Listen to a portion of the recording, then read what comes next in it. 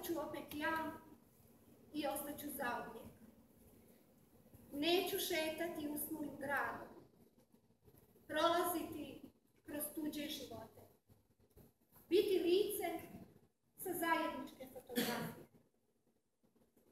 Ovdje sam bila neko koga su davno voljeli, s kim su se jednom rastali, drugovala s vjetrom, sanjala daljine, bila poludjela ptica, potom požutjela slika.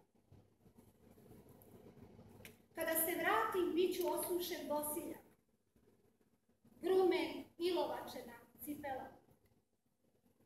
Biću pjesma koju je pjevala moja majka, njena desnica i njena ljuta rana.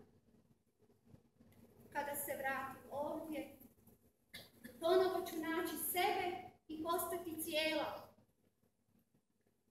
Sve što sam izgubila, sačekat će me na kraju puta. Zarašće rezovi, razminut će se magle, otvoriti sve kaplje. Dočekat će me praštanje. Dan će biti vedar, a ja konačno spokojna.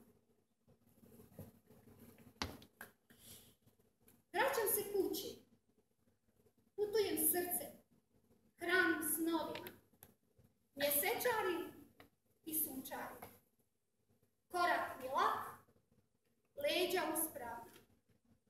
Pred slikom doma kucam sjećanje. Sva su mi vrata